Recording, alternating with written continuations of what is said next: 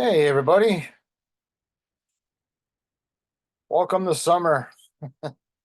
I know, school in the summer. Supposed to be no class. But here we are, and I appreciate you coming here. Appreciate you joining us. Um, and I'm Tom Davis. I am the professor, if you want to call it, part-time lecturer of this class. And I've been teaching here for 20 years, actually. Yes, old fart. So anyway, what I try to do with this class is just try to like make things as simple as possible. And actually, because we also have to move as quickly as possible because we have a very shortened track, um, where everything gets done by early July. So, and that's like less than a month and a half away. So, um, anyway, it's good that you're online. You can like enjoy going to the beach, take this, do some reading on the beach. No, yeah, I'm not gonna do that. I'm kidding. Um, just try and enjoy yourselves while you have the luxury of like, watching these lectures whenever you want. So just please watch the lectures though, because I can tell when people aren't. Now, who am I? I am a journalist who's been in the business since really full time since 1989. I had internships before then. I worked for the Ashport Press, what I call the worst paper in America, the Delaware State News. Haha. I always consider that, even though I went to Columbia for grad school, I feel like the Delaware State News is more like my grad school because it was really like a trial by fire. I was probably just a couple years older than you at the time. It was a crazy place to live and be and work. Our president was the senator at the time in Delaware, and yeah, he was interesting. I remember him like talking to me one time, and he was like hovering over me. I was like, "Yo, dude." Um. Anyway, so what have I done since then? So then, in the '90s, I was at the Atlantic City Press for about 5 years. Then in the 2000s, I was at the Bergen Record, which is a newspaper up north. Those of you might be from North Jersey, you probably know it. Um, NorthJersey.com now. I mean, this was all pretty much when the web was starting. Really, newspapers really started going on the web in 1995. Um, so anyway, but they didn't really become a thing on the web until I say the late 2000s. Up until then, it was still pretty much the paper copy was the preferred thing. But it doesn't matter what platform it's on or where it's printed or whatever, it's still pretty much the same thing. Things are still written the same way. Um, then I should also add that in the teens, I was the New Jersey editor of Patch.com. So I'm almost going decade by decade here. And we started up a whole bunch of local news sites across New Jersey, particularly in my hometown area of Point Pleasant, Jersey Shore, etc. Well, we have most very some successful patches. It's a patch is like the name of the site, and they have like towns that correspond with it, like Tom's River Patch, the Brunswick Patch, that sort of thing. And then lately I've been now as I've been getting approaching 60 and 57 years old. I'm now the editor in chief of an insurance trade publication. So proud of the work I do there. We cover lots of things all over the world. And involve insurance, but that could involve like wildfires, floods in Florida, anything, catastrophes, the Baltimore Bridge collapse, all that stuff. Okay, so it's called Best Review, by the way. Anyway, so um, what is this class? So this class, I mean, I really just try to get you to write the most basic way of journalism. And the thing about writing journalism is that it's not going to be what you're used to. I mean, most people, and it's fine, vast majority of people who enter this class have maybe never really written a journalism story before, but if you have, maybe you haven't written it, well, I would say the right way. I hate to put it that way. But it's not Dickens, not Shakespeare. Please don't swallow a thesaurus. Don't try to impress me with big words. Journalism is about writing for the masses, writing for everybody. It's actually a literary form, but it's the most popular literary form. Why? Because it is simplistically written. And it's all about trying to get what's the most important thing out right away to grab people's attention. It's what I would call an upside down story. It's the opposite of a mystery. In a mystery, you basically have the big reveal in the last page, last chapter, whatever. In this particular case, you have the big reveal in the first paragraph. But the idea is that then you're interested in a different way. You're interested because you want to know about the subject matter and how it happened. And then what I call the who, the W's, who, what, where, why, and how. Um, so yeah, so that's what we're looking at here. Um, is basically like putting out something out there as like a news event or a news story or something like that, and then deconstructing after that. As we go along, okay? And we basically answer the questions that, when there's a car crash that happens, people want to know who is involved, what happened, why it happened, and some very basic answers like that. Okay. Let's see here. Just wanted to, there we go. Okay. Yeah, going through a lot lately. I recently lost my father, unfortunately, and but you know, trying to plug through here. The executive of his will. It's probably stuff you don't really need to know, but anyway, just so you know, I could get a little distracted at times because of I have also, in addition to, I've been working here full 20 years as a part-time lecturer. But at the same time, I've also been dealing with things like um this and also another full-time job. So, but I'll be available for questions anytime, anyhow, that sort of thing. If I don't get back to you right away, just let me know. I mean, I usually get back to you as soon as I can, like hopefully within hours at the very longest. Um, so yeah. All right. So let's talk about what's our main portal, obviously be the Canvas site. Okay. So what I'll do is I'll actually share the screen right here, show you what I got set up. Hopefully by now you have already connected to the site. And what I'm going to do is actually, while I'm actually here, I'm going to make live the first assignments. How about that? So I'll see what that's about. Okay. So but anyway, first, this is the Canvas site, writing for media. There's the number right there for the section. That's my email address. Okay. I've already written to everybody and asked them to please write and say hi. I know it's kind of silly, but interesting question. I should get this out right away. Is I've always had people ask me like, how do you gauge class participation in an online class?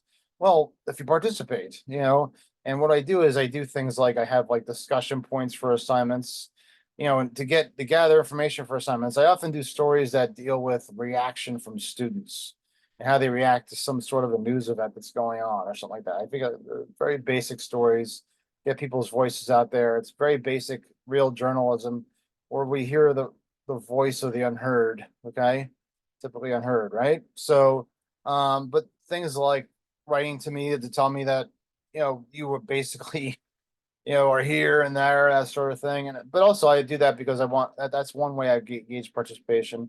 Another thing is that I actually just want your email address, the one that you typically use. So I want to make sure that it gets to you, whatever information, because that's how I send back assignments. So I don't, I'm kind of old school professor. Okay. I don't have like a point system that kind of figures things out per se. I mean, I pretty much just I grade your assignments and I have a rubric for that, which I'll show you, but it's, A, B plus B, C plus C. And I'll be talking about this more specifically, but I give people opportunity to rewrite their assignments. So if I feel like the story is not up to par, up to speed, or you know, I give them an R. I mean, I talk about like really not up to speed. And then that gives you a chance to rewrite it on the second draft. And then anybody else can actually rewrite a story for a higher grade. If you get a C or higher, you can rewrite for a higher grade. Okay. I'll be getting into that. Anyway, so here's my email address. So please write to that. Let me say hi. And here's the book. Okay. Now I typically use the online version of the book, okay, to teach you and that sort of thing. Okay. It's John Bender writing and reporting for media, 13th edition, Oxford University Press. Let me know if you have it is available online. Let me know if you have any issues with that. I don't know if it's actually available on Amazon or not. And of course, the Associated Press Style Guide and Briefing on Media Law. Well, we really care about the Style Guide. What is that exactly? Well, that is essentially and let me know, by the way, because I think I have actually the password for that if you want it for free, that sort of thing. So um so anyway, um that basically guides you in terms of like how certain things should be phrased, how certain things should be defined. It's kind of like an extension of the dictionary. Basically, what news is essentially what journalism is that basically I hate to say it, I mean there's lots of creativity, opportunities for creativity in journalism, that sort of thing, but it's not creative writing. It's a way of basically disseminating information that's consistent, throughout. And what you want to do is you want to have a language that's put out there that's basically the same as is in New York as it is in North Dakota or France or wherever. Okay. So what they try to do is they try to develop consistency in how things are phrased. So one example would be when you put like a rank on a police officer, like Sergeant John Brown, right? How would you word the rank? Would it be spelled out sergeant? Would be SGT period sergeant, as a no before John Brown. It's actually SGT period. So what it does is identifies things like that. Like how should I phrase this? Another one that comes up is state names. Until recently, you had to actually abbreviate a bunch of the state names. Now Associated Press style says anytime you identify any kind of town, unless it's like a big city like New York City, but let's say it's Augusta, Georgia. You have to say Augusta, comma, Georgia. Spell out the actual state name. So please get that. And then I look for that in terms of like in your stories. I used to give quizzes on that sort of thing, but now I actually just, now I actually just basically um I just look for people to I'm just trying to actually I have the Associated Press stuff. Just see if I can call it up. I should have called this up before. I apologize. Okay. Um, anyway, style book online. Let's see if I have the damn thing saved. Um, yeah, log in. Okay. What? Okay. Yeah, okay, there we go. That's it. Log in. Okay. So yeah, it's available online, and then let me know if you need like need the password or whatever. Um, and then it literally like the dictionary starts with A and goes to Z. Okay. And again, it goes to like certain terms that are frequently or commonly used in journalism. And it talks about more than the definition of it, but how it should be phrased and that sort of thing. It's just taking a really long time. All right. So let's see. Hello. Well, anyway, it's coming. So what I try to do is I also try to guide you guys through the actual course. Okay. I do this 2 lectures a week for the summer. I do one a week for the fall and winter, fall and spring. But for the this, I do it this way. Okay. And that's because things move fast, and that's all it is. Oh, here's the dashboard. Okay, yeah. Settings, blah blah blah. You stop it. Where are you? Um, oh, brother. Okay.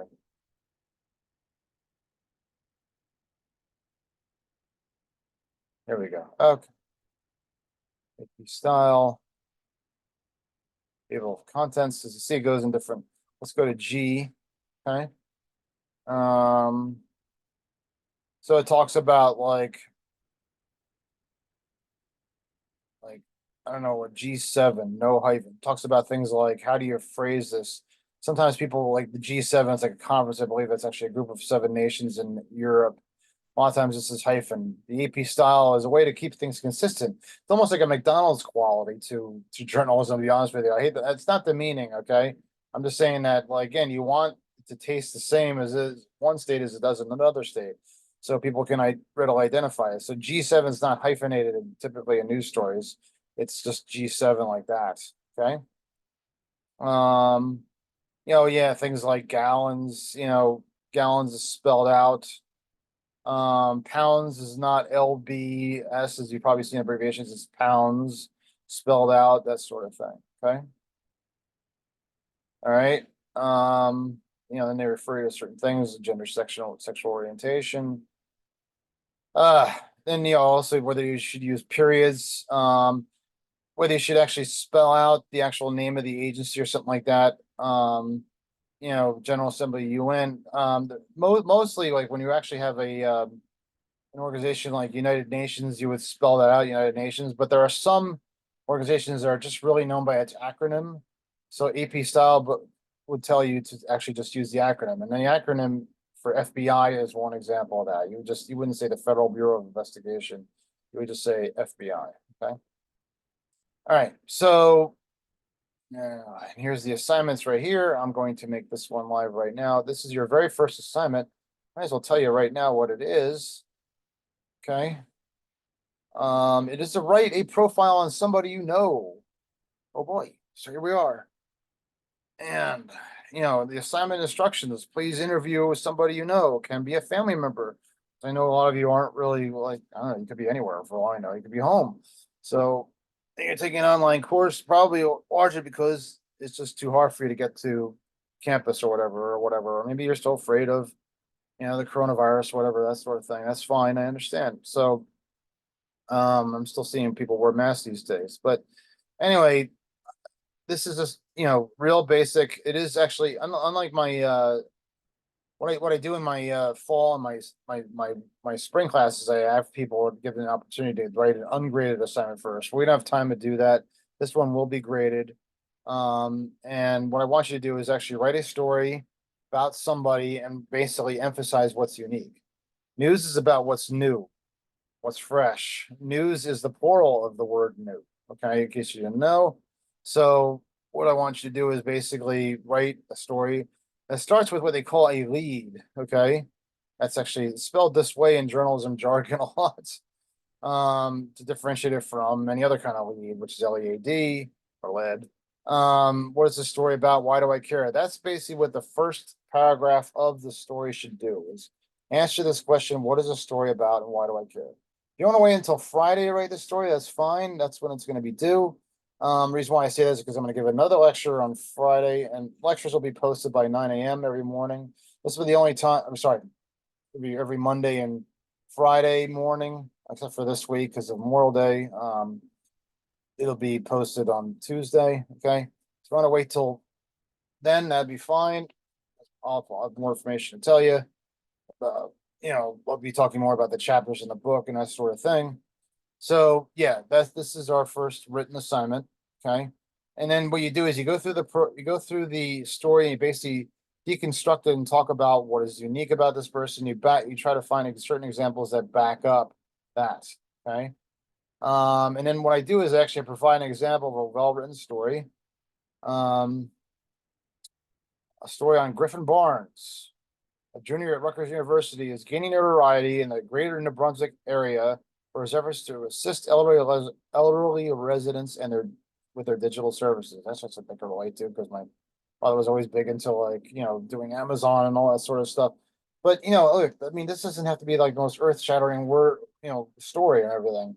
Everybody's unique in their own way. Don't feel like additional pressure because this person didn't like climb Mount Everest or something like that. This is unique and unusual. I mean, this is not a put down. How many students go out and do this kind of thing? You know, how can you find the time? That sort of thing. Okay.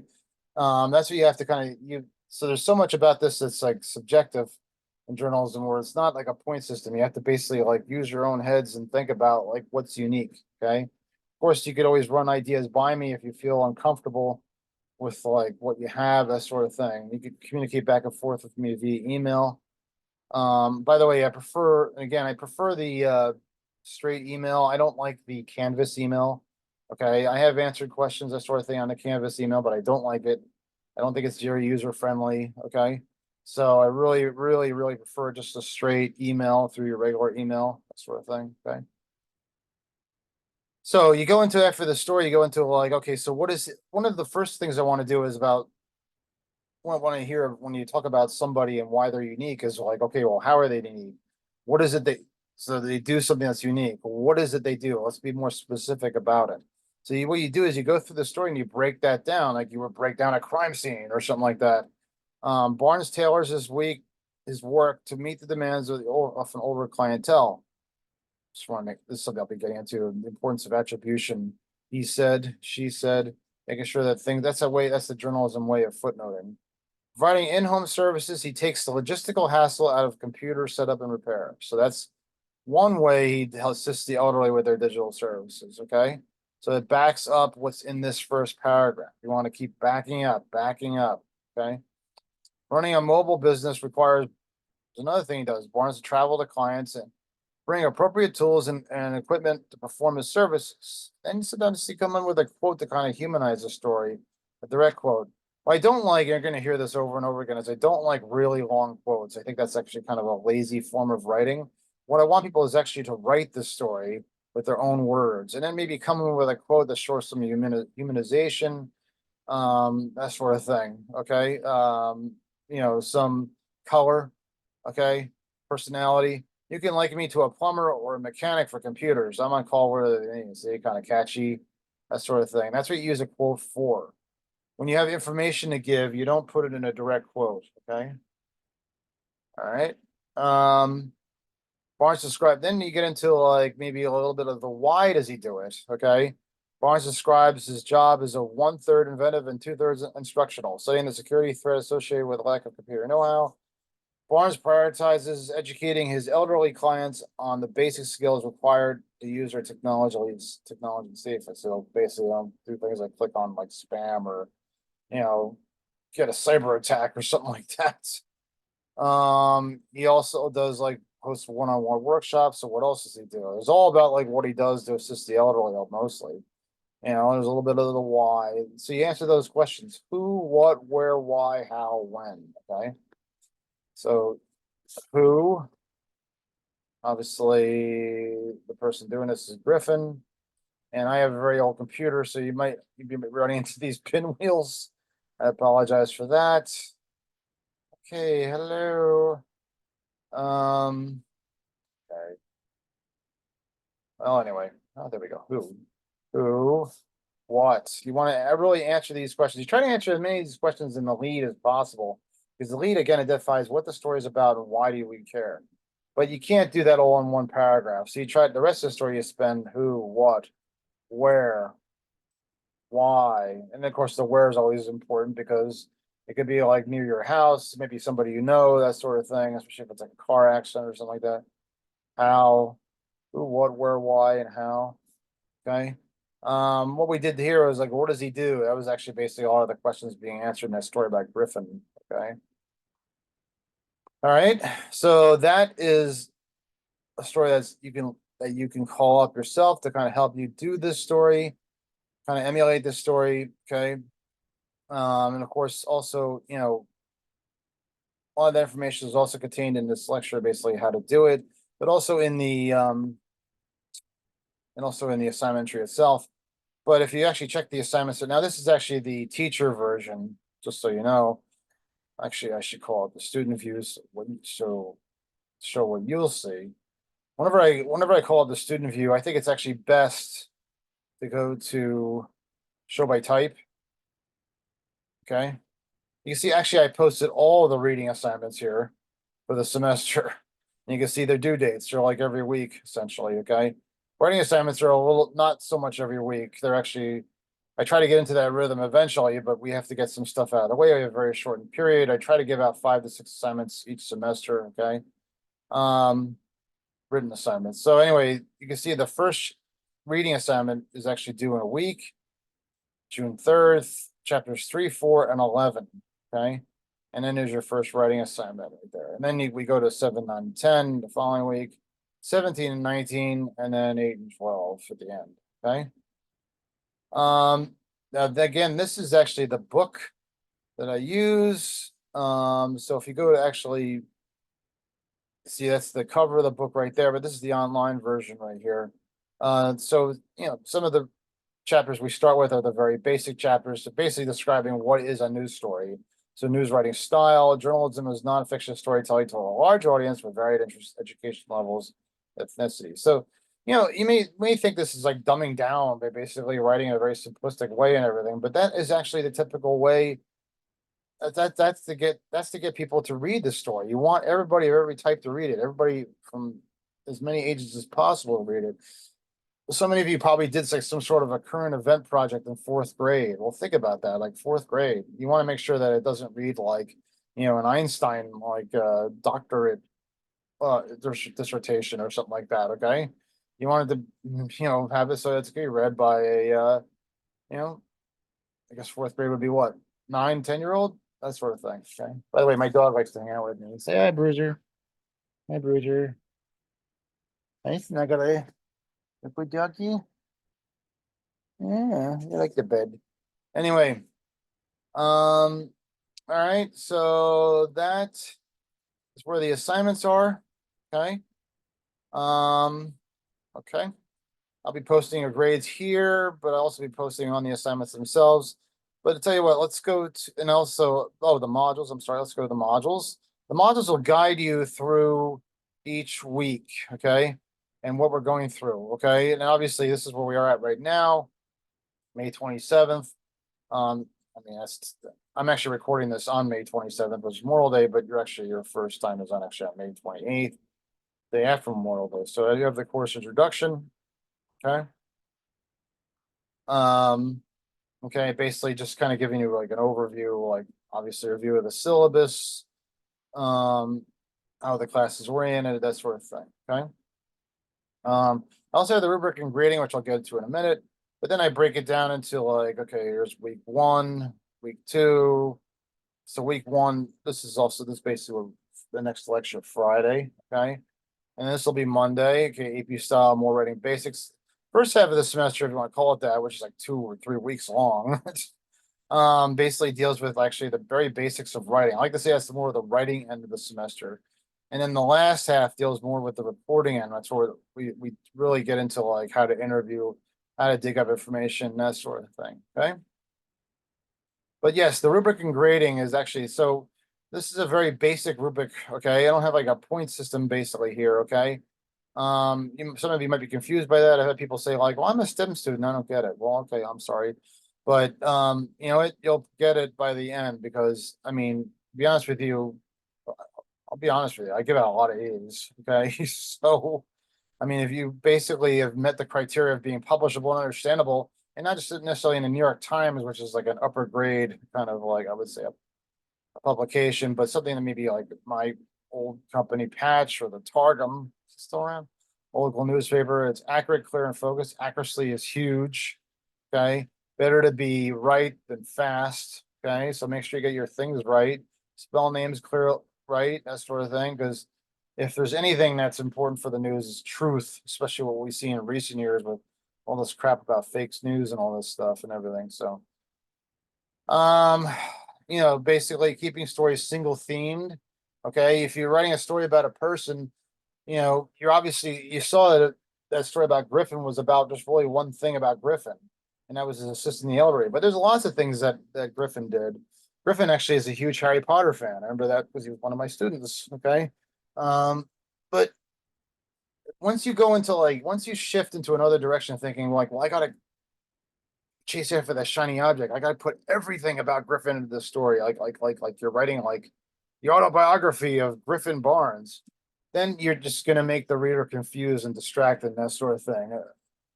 Basically, a professor at Rutgers named Steve Miller, he calls it the string theory. Okay. And it's good to use an Apple product as a demonstration for this. You want to keep everything very linear and straight down. Okay. Because when it gets tangled, like an Apple cord, it gets really tough to untangle when you go in all sorts of different directions, right? So, yeah, even with, well, I did unravel it, but but I'm just saying that especially happens when you have like an Apple electrical cord, just like, you try to like have it stuffed in your bag or something like that. You try to pull it out. It's like, ugh. That's like a story that's going in all different directions. Okay. And it's hard to untangle. Okay. Comes like a version of Wordle. All right. So yeah, this is subjective, but you'll see as you go along that I want something that basically I play the editor. I want something to be readable, something that's clear, something that's focused. I don't think you need a point system for that. You need to just look at it and judge it. Okay. B plus is basically the same, but probably need a little more editing, I would say. Um, that would usually be like in terms of clarity, especially like with wording, that sort of thing. Maybe there's certain things, especially the new stuff really needs to be the top of the story, and then background goes at the bottom of the story. What's new is what's the most important thing, and that goes to the top of the story. So maybe there needs to be some shifting around of paragraphs, to make the story fresher. Okay. Um, B plus is, I would say, just more of that. Okay.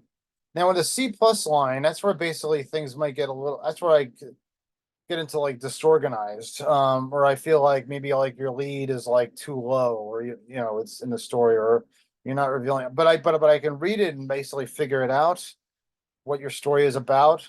But maybe it's. I usually look at this as like the disorganization line, where basically things need to be more linear, top to bottom. Okay, and answer all the questions in a linear way. Okay. C is more of that. When it gets to D, no, I don't give out an F or sorry, a D or an F on the first draft. I give it. I have rewrites, and I even have separate entries for the rewrites. And again, if you have a C or higher, you can rewrite. Except for A, of course, you get an A. But anyway, if you your first draft, you don't get an F or an R. You don't get a D or an F. You get an R, which means you should rewrite it. That's where I basically don't understand where you're going. I feel like you haven't stayed on a single topic. You know, you haven't stayed focused. Um, and as a result of that, I'm not really sure what the story is about. I say lacks understandability. Well, that's because I don't really understand what the story is about. It could be written very well, basically, but if it's not organized well, if it's not clearly focused, then I don't know what the story is about, and that's no good. Okay, so then you have to rewrite it. If you don't rewrite it, you get an F. Okay. All right, so I grade basically on progress. You have 5 or 6 assignments typically. Actually, I typically have essentially 6. Okay.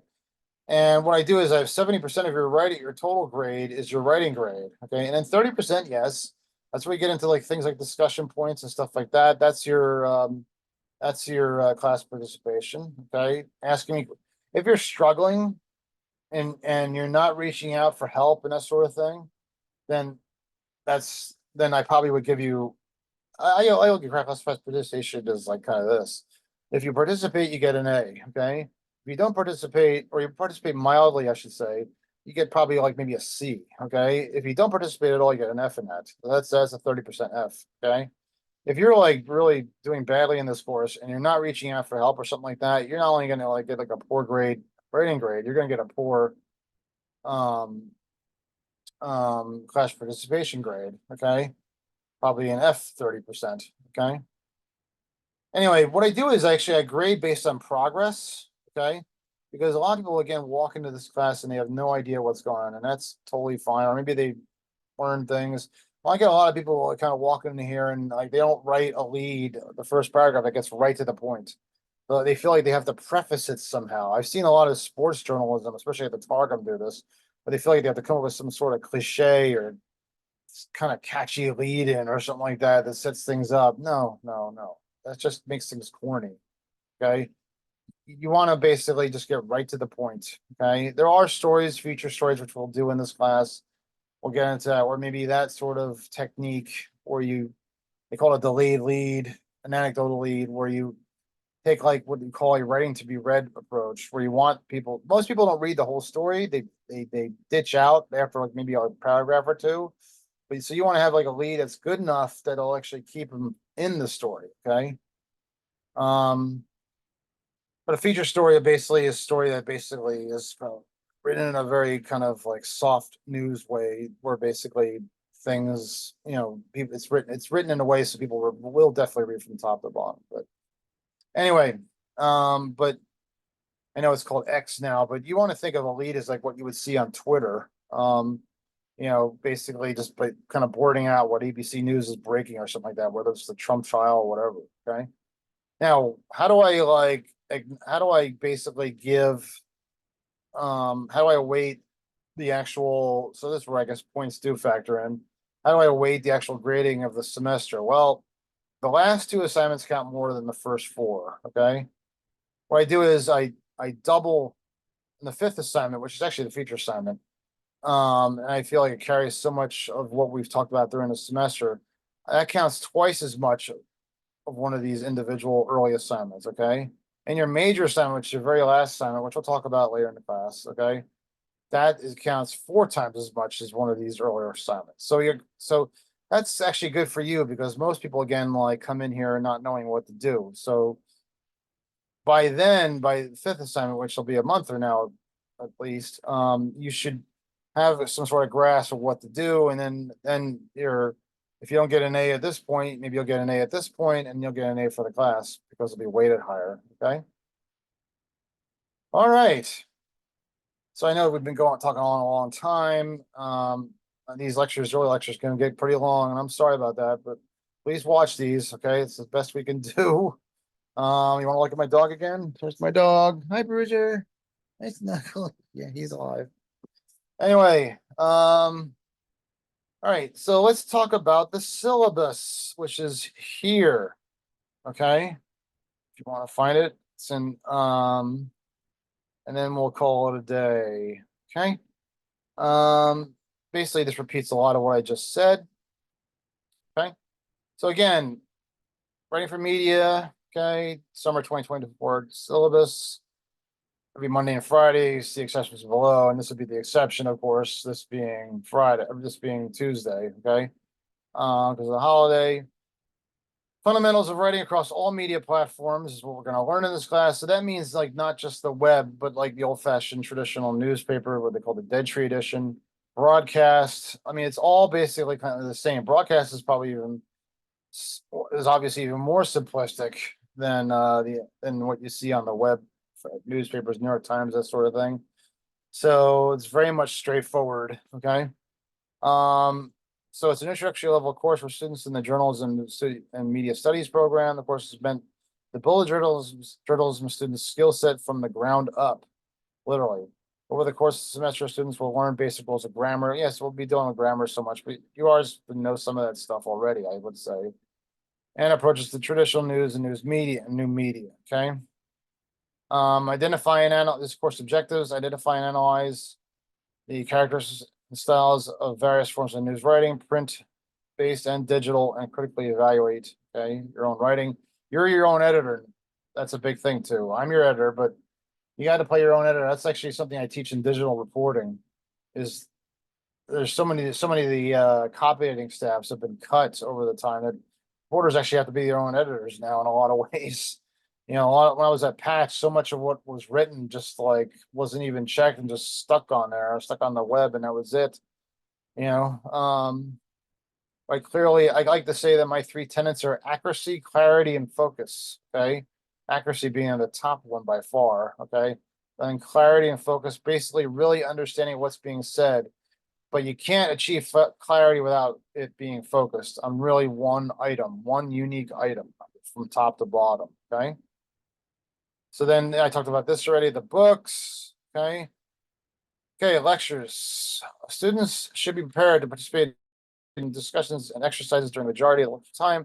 There'll be use of materials. I can tell when people are not watching lectures or even reading the book. I don't test on the book, by the way. Another important thing. People ask me why. Why don't you do that? That means I don't have to read it, right? Well, wrong. Because when I can tell when people aren't reading a book, okay. Basically your writing assignments are your tests on the book.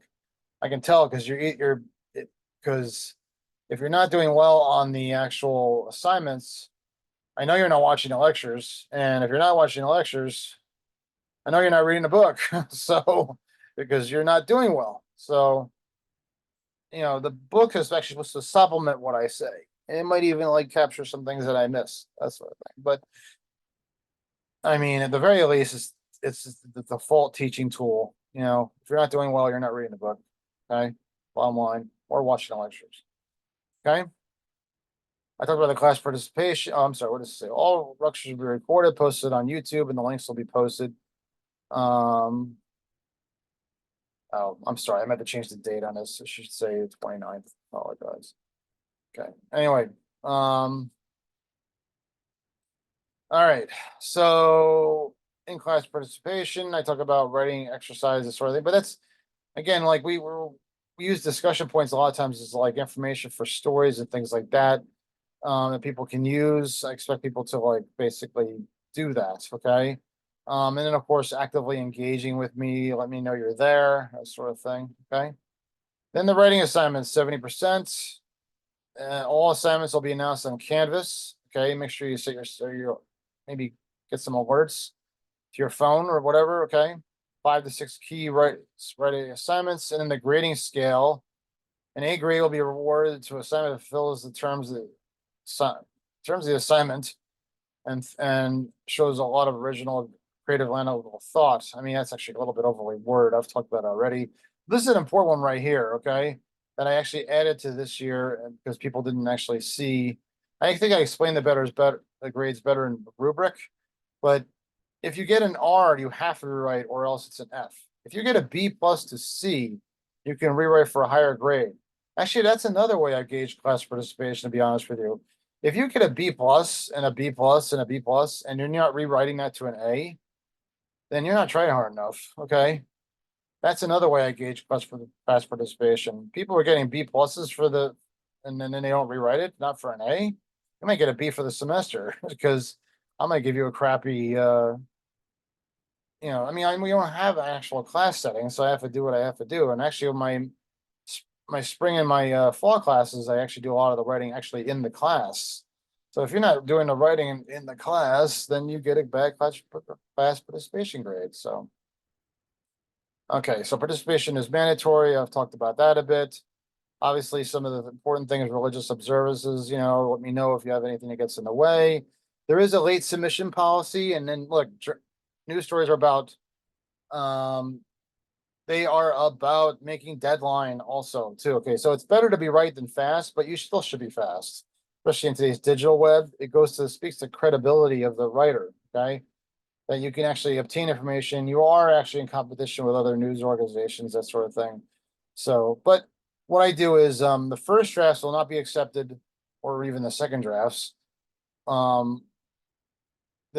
will not be accepted more, I should say more than 24 hours after the deadline. Anything submitted within that 24 now, if it's actually submitted within that 24-hour period after the deadline, which is actually usually typically like 11:59 on Friday, which is this first assignment will be due, then what I do is they give you a lower grade, typically one lower grade, okay?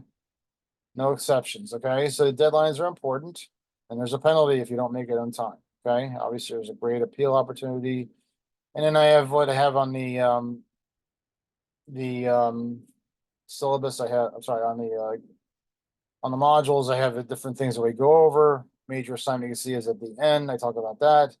Academic integrity, et cetera, that sort of thing. Okay.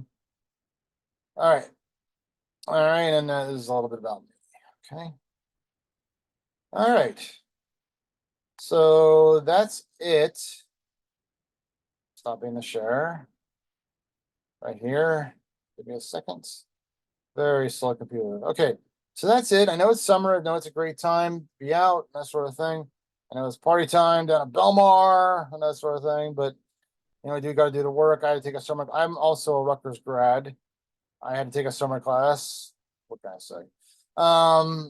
Helped me graduate on time. I took it in the summer of '88, a very hot summer. So anyway, I get it. I totally get it. All right. So just really like, if you have any kind of trouble with like getting assignments in on time, you should really let me know. But I really want those assignments in on time. You gotta have a good excuse. Okay. All right. So please reach out to me. Let me know you're there. Let me know if you have any questions, and please get that first assignment in by Friday. And please do the reading assignments. Thank you very much, and I'll be talking to you.